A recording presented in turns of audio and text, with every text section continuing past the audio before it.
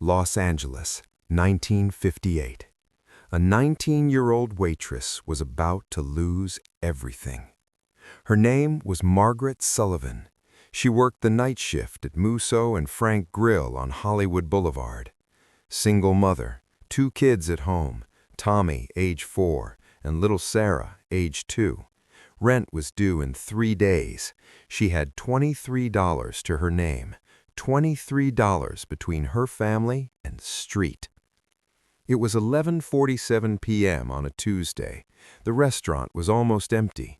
Most of the staff had gone home. Just Margaret and the cook remained, cleaning up, preparing to close. One table was still occupied. A man in an expensive suit and fedora, sitting alone in the corner booth, reading the Los Angeles Times, a cigarette burning in the ashtray beside him. Margaret was exhausted. She'd been on her feet for 14 hours straight. Her back ached, her feet throbbed, her hands trembled from a combination of fatigue, hunger, and the constant fear that had become her companion since her husband died 8 months ago. But she couldn't show it, couldn't let anyone see how close she was to breaking. She had 2 babies at home with her mother. She had bills stacking up like a wall she couldn't climb. She had a landlord who'd already warned her once. She needed this job, needed every tip, needed to make it through one more day. The man in the corner booth raised his hand, gestured for more coffee. Margaret grabbed the pot from the burner. Her hands were shaking. She noticed but tried to steady them. Just pour the coffee, smile, don't mess up. You can't afford to mess up. She walked to his table. The man didn't look up from his newspaper. She reached out with the pot, aimed for the white ceramic cup sitting on the table, and her hand slipped. Hot coffee, everywhere, all over the man's suit, all over his newspaper, all over the white tablecloth, all over the table. The sound of the ceramic pot hitting the saucer was like a gunshot in the quiet restaurant. Margaret froze. Her heart stopped. Her breath caught in her throat. The man looked up slowly, took off his fedora, brushed coffee off his jacket. It was Dean Martin. Margaret felt the blood drain from her face. She knew who he was. Everyone in Los Angeles knew who he was. Dean Martin, the singer, the movie star, the man who performed at the Copa Room in Vegas, who made millions of dollars, who wore suits that cost more than Margaret made in 6 months, and she'd just ruined it. "I'm so sorry," she whispered, her voice barely audible, already breaking. "I'm so sorry. I'll pay for it. I don't know how, but I'll find a way. I'll work extra shifts. Dean raised his hand gently, stopping her mid-sentence. "It's just a suit," he said quietly, his voice calm, almost kind. But Margaret wasn't listening. She was already spiraling. This was it. This was the moment everything fell apart. He was going to complain to the manager. She was going to get fired. She'd lose this job. She wouldn't be able to pay rent. They'd be evicted. Her kids would end up in foster care. This was the end. The tears came before she could stop them. Not just a few tears, full body-shaking sobs. She covered her face with her hands, trying to hold it together, trying to be professional, but she couldn't. She just couldn't anymore. She'd been holding it together for 8 months. 8 months since Tom died. 8 months of working double shifts, of sleeping 3 hours a night, of feeding her kids and going hungry herself, of smiling when she wanted to scream, of pretending everything was fine when everything was falling apart. And now, in front of Dean Martin, in front of a man who lived in a world she couldn't even imagine, she was breaking. "I'm sorry," she sobbed, still covering her face. "I'm so sorry. I can't. I'm so tired. I'm so tired." Dean Martin didn't say anything at first. He just watched her, really watched her. Not with judgment, not with annoyance, with something else, something that looked almost like recognition. He stood up slowly, grabbed a napkin from the table and handed it to her. "Sit down," he said gently. Margaret looked up at him through her tears, confused. "What?" "Sit down," Dean repeated, gesturing to the booth across from him. "Just for a minute." Margaret shook her head quickly. "I can't. I'm working. I'll get in trouble. The place is empty," Dean said, glancing around, "and I'm the only customer left. Sit down, please." Margaret hesitated. Every instinct told her this was wrong.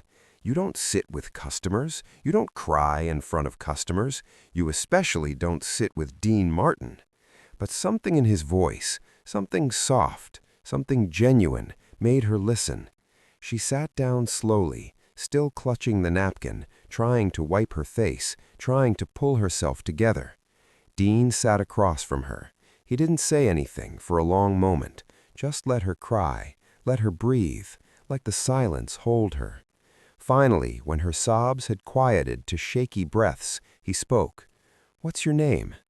"Margaret," she said quietly, her voice hoarse. "Margaret Sullivan." "Margaret," Dean repeated, as if testing the name. "How old are you, Margaret?" 19. Dean nodded slowly. "And you've got kids?" Margaret looked up at him, surprised. "How did you—" Dean said, nodding toward her apron pocket. A small, wrinkled photograph was sticking out, Tommy and Sarah smiling at the camera. Margaret pulled the photo out, looked at it, felt fresh tears threatening. 2. Tommy and Sarah, 4 and 2. "And their father?" Margaret's throat tightened. "Dead, 8 months ago. Car accident." Dean was quiet for a moment. Then he said something that made Margaret look up. "My father worked in a barber shop back in Ohio. We were so poor I wore the same clothes for weeks. I didn't speak English until I was 5. I got beat up at school because I was Italian, because I talked funny, because my lunch was a piece of stale bread with nothing on it." Margaret stared at him. This man, Dean Martin, the king of cool, the man who seemed like he'd been born in a tuxedo, had been poor? "I fought in boxing matches when I was 15, Dean continued, his voice steady, matter-of-fact. "Bare knuckle. Couldn't afford tape for my hands. Lost almost every fight, but I kept doing it because I needed the money. $5 a fight, sometimes 10 if I was lucky." Margaret didn't know what to say.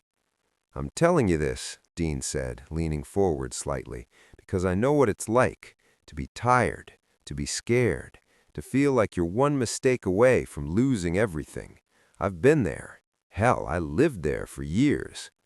Margaret felt something crack open inside her chest, not breaking, opening, like someone had finally seen her, really seen her. "How much do you owe in rent?" Dean asked. Margaret blinked, caught off guard. "What?" "Your rent. How much?" She hesitated. $60, due in 3 days. Dean nodded. He reached into his jacket pocket, pulled out his wallet, and placed it on the table. He opened it, pulled out several bills, and slid them across to Margaret. "That's $500, he said simply. Margaret stared at the money, then at Dean, then back at the money. I can't take this." "Yes, you can," Dean said firmly, "and you will, because you need it, because your kids need it, and because I remember what it's like to need help and not get it." "But Dean," Margaret interrupted gently, "sometimes people help you not because you earned it, but because they remember what it's like to need it. Take the money, pay your rent, feed your kids, and when you're in a position to help someone else someday, you do it. That's how it works." Margaret's hands trembled as she reached for the bills. She looked at Dean, tears streaming down her face again, but different tears this time. Not tears of desperation, tears of gratitude, of disbelief, of hope. "Thank you," she whispered, her voice breaking. "Thank you so much." Dean smiled, that famous Dean Martin smile, but softer, more real. "You're welcome." He pulled out a business card from his wallet, wrote something on the back, and handed it to her. "That's my manager's number," he said. "Call him next week. Tell him I sent you. He'll find you a better job, something with normal hours, better pay. You shouldn't be working 14-hour shifts." Margaret stared at the card like it was made of gold. "I don't know what to say." "Don't say anything," Dean said, standing up. He put his fedora back on, straightened his coffee-stained jacket. "Just take care of those kids. That's all that matters." He walked toward the door, then paused and turned back. "And Margaret, the coffee thing, forget about it. It's just a suit." And then he was gone. The door closed behind him. The black Cadillac pulled away. Margaret sat there in the empty booth, holding $500 and a business card, crying so hard her whole body shook. But these were different tears. These were the tears of someone who'd been drowning and just got pulled to shore. Margaret Sullivan, now Margaret Sullivan Price, sat at her desk in her home office, a successful real estate agent, grandmother of 6, looking at an old photograph. It was her and Dean Martin, taken 5 years after that night at Musso and Frank Grill. She'd called the number, got the job, worked her way up, eventually started her own business, raised her kids, built a life. And every year on the anniversary of that night, she sent Dean Martin a letter, thanking him, updating him on her life, telling him what his kindness had meant. Dean never wrote back, but Margaret didn't need him to. She just needed him to know. In December 1995, Margaret heard the news. Dean Martin had died on Christmas Day. She sat in her living room, watching the news coverage, tears streaming down her face. Her daughter, Sarah, now 39, married, with kids of her own, sat beside her. "Mom, why are you so upset? Did you know him?" Margaret nodded slowly. "He saved our lives, yours, mine, and Tommy's. One night, one act of kindness, and it changed everything." She told Sarah the story, all of it, the spilled coffee, the $500, the business card, the life that came after. Sarah was crying by the end. "Did he know? Did he know what he did for you?" Margaret pulled out a stack of letters from a drawer, 40 letters, one for every year, all sent to Dean's manager, forwarded to Dean. "I told him," Margaret said quietly. "Every year, I told him." 2 weeks after Dean's funeral, Margaret received a package in the mail. No return address. Inside was a letter. It was from Dean's daughter, Deanna Martin. "Dear Margaret, my father kept every letter you sent him, all 40 of them. He kept them in a box in his bedroom. In his final days, when he was too weak to read them himself, he asked me to read them to him. He never forgot you. He never forgot that night. And he said to tell you, I'm glad the coffee spilled, because it reminded me why any of this matters. Thank you for reminding my father that kindness is never wasted. With love, Deanna." Enclosed in the package was a photograph. Dean Martin sitting in his bedroom, holding Margaret's letters, a small smile on his face. Margaret held the photo to her chest and cried. Not tears of sadness, tears of completion, of a circle closing. 40 years, one moment, one spilled cup of coffee, one man who chose kindness over annoyance, one woman who never forgot.